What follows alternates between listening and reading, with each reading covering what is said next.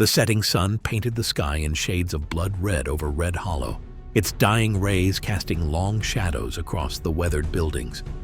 The townsfolk paused in their evening routines as the sound of hoofbeats echoed through the dusty streets, the steady rhythm growing closer with each passing moment. A lone figure emerged from the heat waves, rising off the desert floor, his features obscured by a tattered poncho that had seen more miles than most men could claim in a lifetime. The stranger's horse, a sturdy, dark stallion, moved with quiet purpose, each step raising small clouds of dust that danced in the evening breeze. The saloon's weathered doors creaked open as the drifter stepped inside, his spurs clicking softly against the wooden floor. The usual chatter died down to whispers as every eye in the establishment turned to study the newcomer. He moved with a deliberate grace that seemed at odds with his worn appearance, making his way to the bar without acknowledging the stares that followed his every move. "Whiskey," he said softly, his voice carrying no more emotion than a desert wind. The bartender hesitated for just a moment before reaching for a bottle, his hands trembling slightly as he poured the amber liquid. In the corner, Clayton Briggs and his gang of outlaws exchanged knowing looks. They'd made quite a reputation for themselves in Red Hollow, and fresh meat like this was too tempting to ignore. Clayton's mouth curved into a cruel smile as he took in the stranger's threadbare poncho and quiet demeanor. "Well, boys," Clayton drawled, loud enough for everyone to hear, "looks like we got ourselves a real fancy dresser here." His gang snickered on cue, the sound echoing off the saloon's walls like coyotes before a kill. The drifter didn't move, didn't even seem to breathe differently as he lifted his glass to his lips. This only served to fuel Clayton's mockery. "What's the matter, friend? Cat got your tongue? Or maybe you're just too good to talk to folks like us?" The tension in the room grew thick enough to cut with a knife. Regular patrons began to edge toward the doors, knowing all too well how these situations typically ended. But something was different this time. The stranger's stillness wasn't born of fear. It was more like the calm before a storm. Clayton stood, his chair scraping against the floor as he approached the bar. "You know, around here it's considered mighty rude not to answer when someone's talking to you." His hand rested casually on the grip of his revolver, a gesture that usually had most men scrambling to apologize. But the drifter simply set his empty glass down on the bar, the soft clink somehow louder than any gunshot. "Before we continue, let us know in the comments, do you think this drifter is trouble, or is trouble about to find him?" The saloon fell into an uneasy silence as Clayton's men spread out, forming a loose circle around the bar. Duke, the youngest of the gang, stepped forward with the cocky swagger of someone who had yet to learn the difference between courage and foolishness. His gun belt was worn high on his hip, polished to a shine that spoke more of vanity than experience. "Hey, Poncho," Duke called out, his voice carrying the sharp edge of youth and arrogance. "How about we settle this proper-like? A gentleman's game of quick draw." He patted his revolver, grinning at his fellow gang members. "That is, if you even know which end of the gun to hold." The drifter remained motionless, his back still turned to the outlaws. The only movement was his finger, tracing the rim of his empty whiskey glass with deliberate slowness. The bartender had long since retreated to the far end of the bar, his face pale with anticipation of the violence to come. "What's wrong?" Duke taunted, encouraged by his gang's laughter. "Afraid to show us what you're made of? Or maybe that poncho's hiding more than just poor taste in clothing?" Clayton leaned against a nearby post, enjoying the show. "Go on, Duke! Show our friend here some proper Red Hollow hospitality." The words had barely left Clayton's mouth when Duke's hand dropped to his holster. But what happened next seemed to defy the very laws of nature. Before Duke's fingers could even brush his gun's handle, there was a flash of movement beneath the stranger's poncho. A single shot rang out, so precise and controlled it sounded more like a crack of lightning than gunfire. Duke's revolver went spinning through the air, landing with a clatter near the spittoon. A thin trail of smoke rose from where the bullet had struck the gun clean out of its holster, leaving Duke's hand unharmed but trembling. The drifter hadn't even turned around. The silence that followed was absolute. Even the wind outside seemed to hold its breath. Duke stood frozen, his face drained of color as he stared at his empty holster, then at his shaking hand, unable to comprehend the speed and skill he'd just witnessed. Clayton's smug expression had vanished, replaced by something darker. His eyes narrowed as he studied the stranger with new interest, calculating the threat that sat so calmly before him. The other gang members shifted uncomfortably, their earlier bravado evaporating like morning dew in the desert sun. "Well now," Clayton said, his voice low and dangerous. "Seems like our friend here's been holding out on us. Maybe it's time we took this conversation outside, where we can all get better acquainted." The drifter finally turned, and for the first time, the outlaws caught a glimpse of his eyes beneath the shadow of his hat. They were the eyes of a man who had seen more death than most undertakers, and dealt more than his fair share of it. The afternoon heat seemed to intensify as Clayton's men surrounded the drifter, herding him through the saloon doors and into the dusty street. Townsfolk scurried for cover, mothers hurrying their children inside, while shopkeepers hastily locked their doors. They'd seen enough of Clayton's lessons to know what was coming. The gang formed a tight circle around the stranger, their boots kicking up small clouds of dust as they positioned themselves. The drifter stood motionless in the center, his poncho rustling slightly in the hot breeze. His hands hung loose at his sides, nowhere near his holster, yet somehow this made him appear more dangerous, not less. "You know," Clayton said, circling like a wolf sizing up its prey, "most folks who come through Red Hollow know better than to show off like that. Makes me think you either got a death wish or you're too stupid to know when you're outnumbered." The drifter remained silent, his stillness a sharp contrast to the nervous energy radiating from Clayton's men. They'd seen him shoot. That display in the saloon was no lucky shot, and none of them were eager to test their speed against his. "Hold up now," a stern voice called out.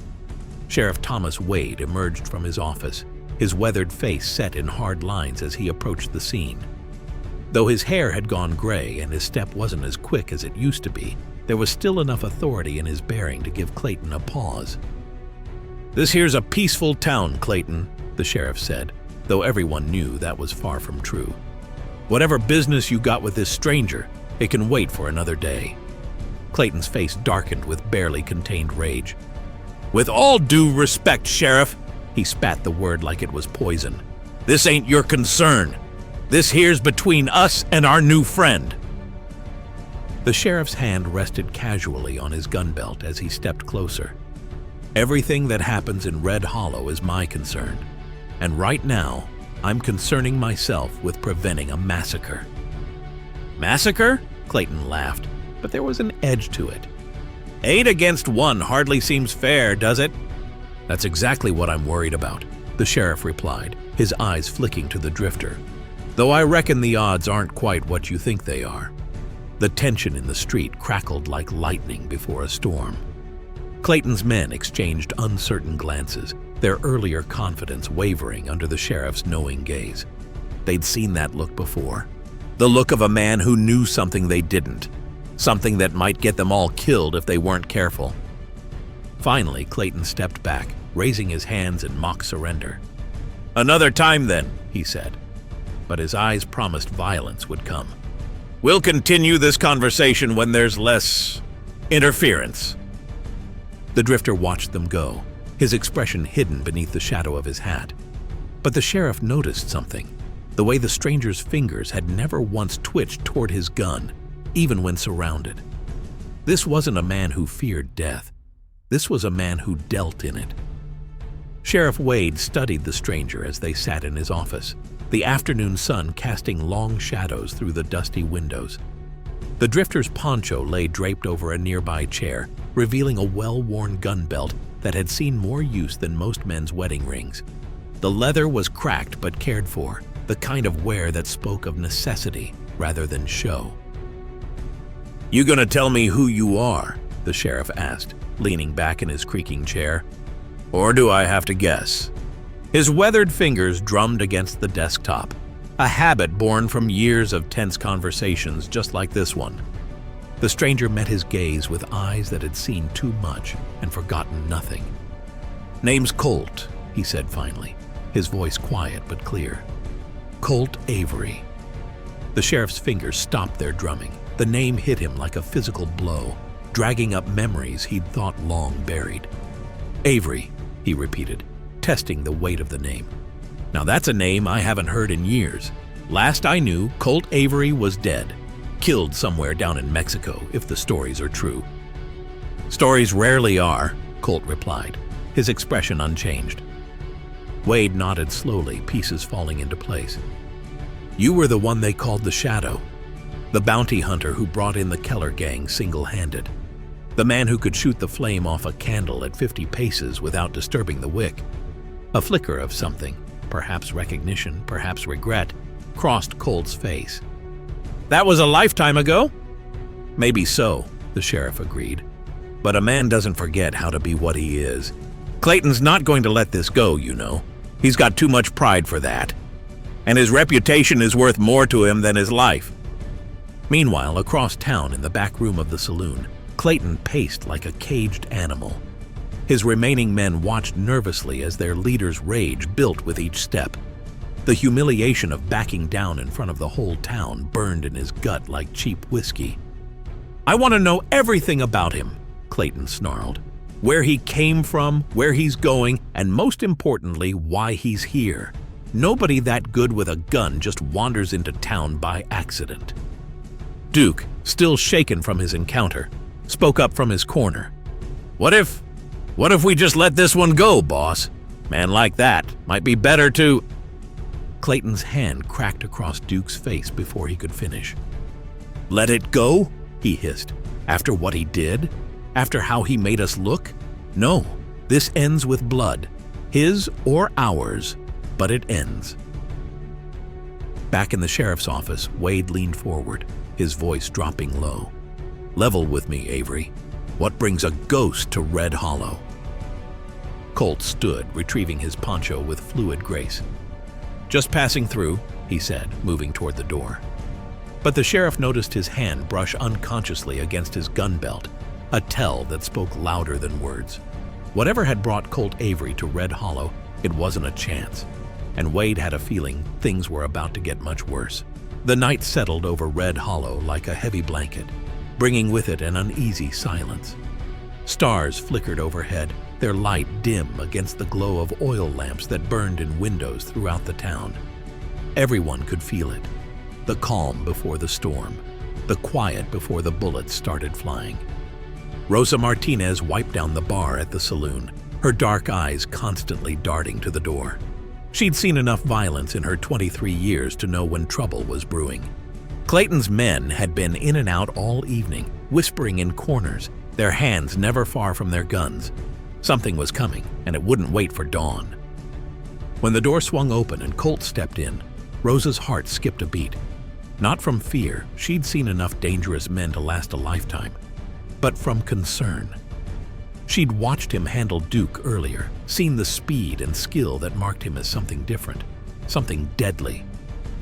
"They're planning something," she said quietly as she poured him a drink, her voice barely above a whisper. "Clayton's got men posted at both ends of town. They're watching, waiting. You need to leave while you still can." Colt lifted the glass to his lips, his movements unhurried. "Appreciate the warning," he said softly. "But I never start a fight. I just finished them." Rosa leaned closer, her voice urgent. "This isn't about starting or finishing. Clayton sent word to every hired gun between here and Santa Fe. They're coming, and they're coming for blood." Across town, in the darkened back room of the general store, Clayton gathered his most trusted men. Maps of the town lay spread across a table, marked with X's where his lookouts were positioned. Every escape route, every possible hiding place had been accounted for. "By morning," Clayton growled, his finger stabbing at the map, "I want every street covered, every alley watched. When our friends arrive, I want that bastard cornered like a rat in a trap." One of his men, a scarred veteran named Hawkins, cleared his throat. "Boss, are you sure about this? Man who can shoot like that, Might be better to... Better to what? Clayton cut him off, his voice dropping to a dangerous whisper. Let him walk away? Let everyone think we're weak? No. By sunrise tomorrow, that man's dead. Or we are. There's no middle ground here. Back at the saloon, Rosa made one last attempt to reason with Colt. At least let me help you slip out the back. There's a trail through the canyon that... Miss Martinez, Colt interrupted gently, setting his empty glass on the bar. Some things a man can't run from. Sometimes the only way forward is through. The way he said it sent chills down her spine. It wasn't bravado or foolish pride. It was simple truth. Spoken by a man who had faced death so many times, it had become an old friend. As midnight approached, the town held its breath. Tomorrow would bring blood to Red Hollow's streets, and everyone knew it. The only question was whose blood it would be. Dawn crept over Red Hollow with the reluctance of an unwilling witness. The morning sun cast long shadows across the empty streets, its light catching the barrels of hidden rifles in windows and on rooftops. Clayton's men had positioned themselves throughout the town during the night, turning the quiet settlement into an armed camp. The saloon stood silent, its windows dark against the growing light. Inside, Colt sat at a corner table, his back to the wall, the same position he'd maintained through the long night. His poncho lay draped across his shoulders, hiding the gun belt that hadn't left his side for longer than he cared to remember. Outside, Clayton's voice cut through the morning stillness like a knife. Come on out, Poncho man. Time to finish what we started. The few townspeople brave enough to peek through their windows saw Clayton standing in the middle of the street, flanked by 6 of his most hardened men. Their confidence was evident in their stance, in the way they gripped their weapons. They had numbers, position, and the element of choice on their side. Colt rose slowly from his chair, his movements deliberate and unhurried. Rosa, who had refused to leave the saloon despite his warnings, watched him with a mixture of fear and admiration. You don't have to do this, she whispered. His only response was a slight nod as he moved toward the door. The hinges creaked as he pushed it open, stepping out onto the wooden porch. The morning light caught his face, revealing eyes that had seen too many mornings just like this one. Clayton's grin was wolf-like as he watched Colt descend the steps. Well, well. Thought you might have run off in the night. Wouldn't have blamed you, considering. Colt stopped in the middle of the street, dust swirling around his boots in the morning breeze. His hands hung loose at his sides, nowhere near his holster. Walk away, he said, his voice carrying clearly in the still air. Last chance. The outlaws exchanged glances, then burst into laughter. Clayton shook his head, almost genuinely amused. Last chance? Boy, you must be touched in the head. Look around you, 7 guns against 1. Those ain't odds anyone can beat. Numbers don't matter much, Colt replied quietly, when you're already dead. Something in his tone made Clayton's smile falter. For the first time, doubt crept into his eyes as he studied the man before him. There was something wrong about the way he stood there, so still, so unafraid. It wasn't the calm of a fool who didn't know better. It was the deadly stillness of a rattler before it struck. Kill him, Clayton ordered, his voice cracking slightly. But before his men could even reach for their guns, Colt's hands moved. The motion was so fast it seemed to blur in the morning light, like heat waves rising off the desert floor. The sound of his gun clearing leather was lost in what came next. The gunshots echoed through Red Hollow like thunder, each blast following the other so quickly they seemed to merge into one continuous roar. In the blink of an eye, 3 of Clayton's men were down, clutching wounds that had appeared as if by magic. No one had even seen Colt aim. The remaining outlaws stood frozen, their hands still hovering over their holsters, minds struggling to process what their eyes had witnessed. Their guns hadn't even cleared leather before Colt's bullets found their marks. Each shot had been precise, deliberate, wounding rather than killing, but leaving no doubt about the skill behind the trigger. Clayton's face had gone pale, his earlier bravado replaced by naked fear. He watched as his best men writhed in the dust, each one disabled by shots so precise they seemed impossible. One through the shoulder, another in the gun hand, a third in the thigh, each bullet placed exactly where Colt had intended. "Devil's work," one of the remaining outlaws muttered, backing away slowly. "Ain't natural moving that fast." Colt stood exactly where he had been, gun still raised, smoke curling from the barrel. His eyes, shadowed beneath his hat brim, moved from man to man with the calculated precision of a predator choosing its next target. The remaining outlaws broke, turning to run, their boots kicked up dust as they fled. All thoughts of loyalty to Clayton forgotten in the face of such deadly skill. Only Clayton himself remained, rooted to the spot by a combination of fear and fury. "This ain't over," Clayton snarled, though his voice trembled. "You hear me? I got friends, powerful friends. They'll come for you, and when they do—" "When they do," Colt interrupted quietly, "they'll find what your men found. The only difference is, they might not live to run away." From windows and doorways, the townspeople watched in awe. They'd heard stories of such skill, tales told around campfires of legendary gunfighters who could shoot the flame off a candle or hit a playing card edge-on at 20 paces. But seeing it in person was something else entirely. Sheriff Wade emerged from his office, surveying the scene with a grim expression. The wounded men were being tended to by the town doctor, their injuries serious but not fatal. A message had been sent, written in blood but not sealed with death. "You've started something here," Wade said as Clayton backed away, stumbling over his own feet in his haste to retreat. "He'll be back, and next time he won't come alone." Colt holstered his gun with the same fluid grace with which he'd drawn it. "No," he agreed, watching Clayton disappear down the street. "He won't." The townsfolk began to emerge from their hiding places, speaking in hushed whispers about what they'd witnessed. For the first time in years, they felt something they'd almost forgotten: hope. Someone had finally stood up to Clayton's gang, and not just stood up, but broken them. But as Rosa watched from the saloon doorway, she saw something in Colt's stance that others missed. This wasn't the end. It was just the beginning of something much bigger and much deadlier. The afternoon sun beat down on Red Hollow as Sheriff Wade sat across from Colt in his office, a stack of wanted posters spread between them.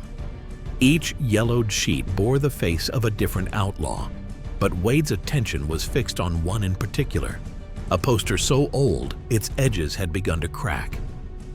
"Found this in my files," Wade said, pushing the weathered paper forward. The sketch showed a younger man, clean-shaven but with the same piercing eyes. Below the image was a name, Colt Avery, and a staggering bounty that had never been claimed. "Say you hunted down some of the worst outlaws in the territory. Make quite a name for yourself." Colt remained silent, his gaze fixed on the poster that was both a reminder and a warning of his past. The sheriff continued, his voice heavy with the weight of unspoken questions. "Then 5 years ago, you vanished. Some said you were dead, others claimed you'd gone rogue. But the real story never came out." "Some stories are better left untold," Colt replied. But Wade noticed his hand tighten slightly on the arm of his chair. "Maybe," the sheriff agreed, "but this one's about to come looking for you. Clayton just rode out of town like the devil himself was on his tail. But before he left, he sent a telegram. Know who he sent it to?" When Colt didn't respond, Wade leaned forward. "Silas Kane!" The name hung in the air like gun smoke after a firefight. For the first time since arriving in Red Hollow, something close to emotion crossed Colt's face, a fleeting shadow of old pain. "Kane," Colt said softly, the name bitter on his tongue. "Should have known he'd surface eventually." "Want to tell me what really happened between you two?" Wade pressed. "The story I heard was you both worked together, hunting bounties across the territory. Partners, some said. Brothers, according to others. Until something went wrong." Colt stood, moving to the window. Outside, the town was quiet, but it was the quiet of a grave waiting to be filled. "We were partners," he finally admitted. "Best bounty hunters in the territory, until we tracked down Miguel Vasquez." Wade's eyes widened. "The Silver Creek Massacre, that was you two?" Vasquez had a fortune in stolen silver hidden away. Kane. He wanted it for himself. Didn't matter how many innocent people had to die. When I tried to stop him, Colt's voice trailed off, his hand unconsciously touching his side where an old wound still ached. "He left you for dead," Wade finished, understanding dawning in his eyes. "Should have made sure of it," Colt said quietly. "Now, he's coming to finish what he started." Outside, a rider appeared on the horizon, kicking up dust as he raced toward town. Wade recognized him as one of his deputies. The young man practically fell off his horse in his haste to deliver his message. "Sheriff," he called out, his voice cracking. "Just got word from Cedar Springs. Silas Kane was seen heading this way, and he's not alone." Colt's expression hardened as he retrieved his poncho. The past he had tried to bury was racing toward Red Hollow, bringing with it old scores to settle and new blood to spill. The late afternoon sun cast long shadows across Red Hollow's main street when Silas Kane rode in. He cut an imposing figure atop his black stallion, tall, broad-shouldered, with steel-gray hair and eyes that could freeze hell itself. A long scar ran from his left temple to his jaw, a permanent reminder of old battles. The townspeople scattered at his approach, mothers hurrying their children inside, shopkeepers locking their doors. Even the wind seemed to die down, as if nature itself was holding its breath. Behind Kane rode Clayton, trying to hide his smugness but failing miserably. Rosa watched from the saloon window as Kane dismounted, his spurs ringing against the wooden sidewalk. "That's him, isn't it?" she whispered to Colt, who stood in the shadows near the bar. "The one they call the Ghost Maker?" "Ghost Maker," Colt repeated softly. "That's what the newspapers called him. Never did I like that name much." Kane's voice carried through the saloon doors, loud enough for everyone inside to hear. "Come on out, old friend. Let's not drag this out longer than we need to." The way he said "friend" made Rosa's blood run cold. There was something in his tone. Not hatred exactly, but something darker, something personal. "You don't have to face him," she urged Colt. "There's still time to—" "Time ran out 5 years ago," Colt interrupted gently, "in a canyon near Silver Creek." Outside, Kane paced the street with the patience of a man who knew his prey couldn't escape. Clayton and his remaining men spread out, blocking potential escape routes. They had learned from their earlier mistake. This time, they wouldn't underestimate their target. "You know what's funny, Colt?" Kane called out, his voice carrying a cruel amusement. "All these years, I thought you were dead, lying in that canyon, bleeding out. Then I hear stories about a drifter in a poncho, moving like lightning, shooting like thunder. Should have known you'd be too stubborn to die." Inside the saloon, Sheriff Wade approached Colt. "Town's with you on this," he said quietly. "Just say the word." But Colt shook his head. "This isn't your fight, Sheriff. Never was." "Tick-tock, partner!" Kane's voice rang out again. "Sun's getting low, and we've got unfinished business to settle." Colt adjusted his poncho, checking his gun one last time. The weapon seemed to come alive in his hand, as if it too knew what was coming. "Stay inside," he told Rosa and the sheriff. "Whatever happens out there, don't get involved." Rosa grabbed his arm as he moved toward the door. "Why?" she demanded. "Why face him at all?" Colt paused, and for a moment, the mask of calm slipped. "Because some ghosts don't rest until you put them down properly." With that, he stepped out into the fading sunlight, ready to face not just an old enemy, but the shadows of his past that had finally caught up with him. The main street of Red Hollow had become a stage, with every window and doorway filled with watching eyes. The setting sun painted the sky in shades of crimson and gold, casting long shadows that stretched like grasping fingers across the dusty ground between the two gunfighters. Silas Kane stood at one end of the street, his black duster catching the evening breeze. His gun belt was worn low on his hip, the holster well-oiled and positioned for a quick draw. The scar on his face seemed to deepen in the fading light, giving him an almost demonic appearance. Colt faced him from 30 paces away, his poncho rippling slightly in the wind. Neither man moved, their stillness more threatening than any display of aggression could have been. They were like two wolves circling, each waiting for the perfect moment to strike. "Just like old times?" Kane called out, his voice carrying a hint of dark amusement. "Remember Silver Creek, how we used to practice quick draws at sunset? Of course, back then we were using targets, not each other." "That was before you showed your true colors," Colt replied, his voice steady. "Before you murdered those people for Vasquez's silver." Clayton and his men watched from the sidelines, maintaining their distance. This wasn't their fight anymore. They were merely spectators to something far older and deadlier than their petty gang rivalries. "Murder?" Kane laughed, but there was no humor in it. "We were bounty hunters, Colt. Death was our business. Only difference was, I saw an opportunity to retire wealthy. You," his voice hardened, "you had to play the hero." The tension in the air grew thick enough to choke on. From the saloon window, Rosa watched with her heart in her throat. Sheriff Wade stood beside her, his hand on his gun, knowing he couldn't interfere but ready all the same. "One shot," Kane announced, his hand hovering near his holster. "Just like the old days, quick and clean. Winner takes all." "There won't be any winners here, Silas," Colt responded quietly. "Just one more ghost to add to your collection." The sun touched the horizon, its last rays painting the street in blood-red light. Kane's fingers twitched, his eyes narrowing as he prepared for the draw. Colt remained motionless, but there was a coiled tension in his stance that spoke of imminent action.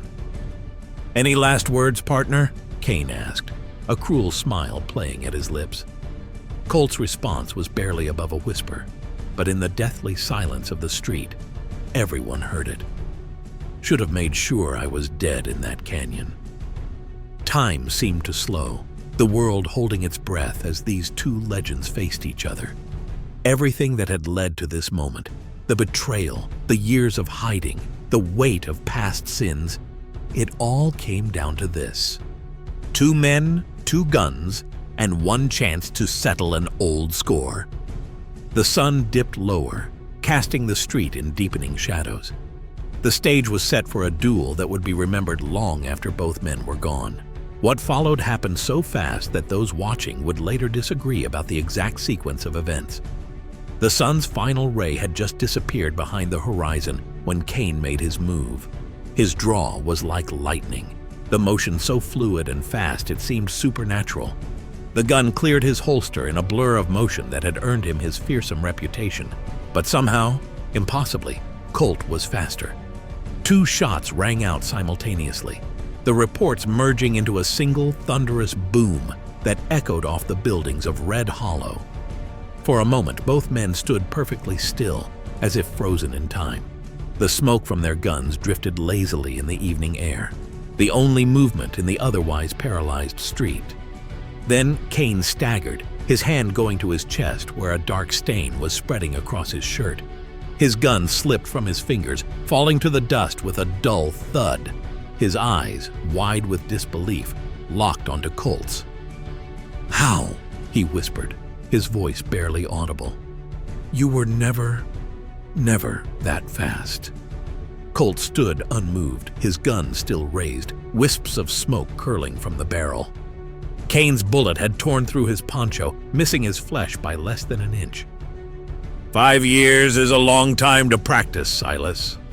Kane dropped to his knees, a bitter laugh escaping his lips. "All this time, hunting you, and you became better than me." His words came in gasps now, each breath a struggle. Should have known." Clayton, watching from the sidelines, made a desperate grab for his gun, but before he could even touch the handle, he found himself staring down the barrel of Colt's revolver. The speed of the move left him paralyzed with fear. "Don't," Colt said quietly. The single word carried more threat than 1,000 curses. Kane collapsed fully now, sprawled in the dust of the street he'd entered so confidently just minutes before. His eyes, already growing dim, found Colt's one last time. Was it worth it? The silver? All those years running? "Wasn't about the silver, Silas," Colt replied, finally lowering his gun. "Was about the lives you took, the trust you broke." A final rattling breath escaped Kane's lips, and then he was still. The legend of the Ghostmaker had come to an end in the dying light of a desert evening. The silence that followed was absolute. No one moved, no one spoke. They had just witnessed something that would be talked about for years to come. The day two legends faced each other in Red Hollow, and only one walked away.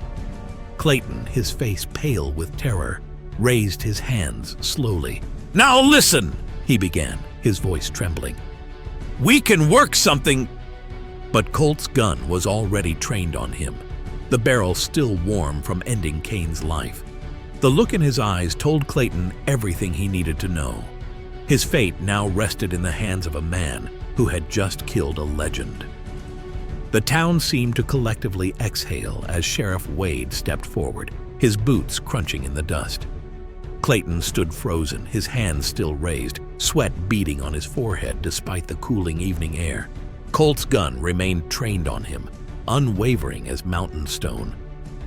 "Your choice, Clayton," Wade called out, his voice carrying the weight of authority. "You can ride out of here right now, never come back, or you can join your friend there in the dirt. Makes no difference to me which you choose." Clayton's eyes darted between Wade, Colt, and Kane's lifeless body. The reality of his situation slowly sank in. His protection was gone, his gang scattered, and his reputation lay in shambles at his feet. "I'll go," he said quickly, his voice cracking. "You'll never see me again, I swear." "One more thing," Colt added, his tone deadly quiet. "Spread the word. Tell everyone you meet what happened here. Tell them what happens when someone brings trouble to Red Hollow." Clayton nodded frantically, backing toward his horse. He mounted awkwardly, nearly falling in his haste, and spurred the animal hard. The sound of hoofbeats faded into the distance as he fled, leaving a trail of dust in his wake.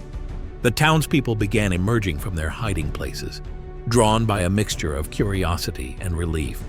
Kane's body lay where it had fallen, a dark reminder of justice served. Wade motioned to some men to take care of it, then turned to Colt. "Town owes you a debt," he said simply. "You've given these people something they haven't had in a long time. Hope." Rosa approached from the saloon, her eyes bright with unshed tears. "Will you stay?" she asked softly. "Help us rebuild, make this place what it should be?"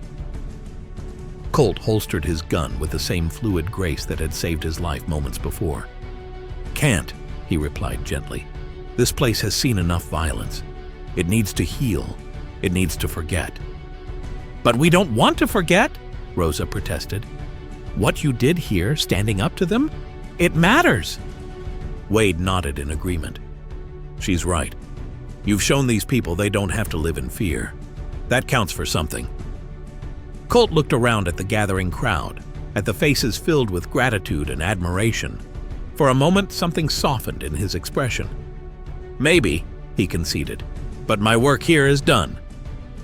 The sheriff extended his hand, which Colt shook firmly. "Where will you go?" "Wherever the wind takes me," Colt replied, adjusting his poncho. "There's always another town, another fight that needs fighting." As the stars began to appear in the darkening sky, the people of Red Hollow watched a legend prepare to ride out of their lives. They knew they would never forget this day, when justice came in the form of a quiet drifter in a poncho who proved that sometimes the deadliest force isn't the one that boasts the loudest, but the one that waits in silence. The sunrise painted the sky in brilliant shades of orange and pink as Colt Avery mounted his horse. The main street of Red Hollow was quiet, with only Sheriff Wade, Rosa, and a few early risers gathered to bid him farewell. His poncho, still bearing the bullet hole from his duel with Kane, fluttered gently in the morning breeze. "Sure I can't convince you to stay?" Wade asked, though he already knew the answer. Colt shook his head, a faint smile playing at his lips. "Some men aren't meant to settle down, Sheriff. You know that better than most."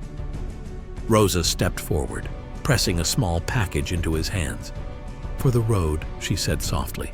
"Just promise you'll remember us." Colt tucked the package into his saddlebag with a nod of thanks. Without another word, he turned his horse toward the rising sun and rode out of Red Hollow, his figure gradually becoming smaller until it disappeared into the morning haze. Wade and Rosa stood watching long after he'd gone. "Think we'll ever see him again?" Rosa asked. "Men like that," Wade replied thoughtfully. "They're like shooting stars, rare, beautiful, and gone before you know it. But the light they leave behind, that stays with you." Later that evening in the saloon, a traveler asked about the bullet hole in the wall behind the bar. The bartender smiled, wiping a glass as he began the tale.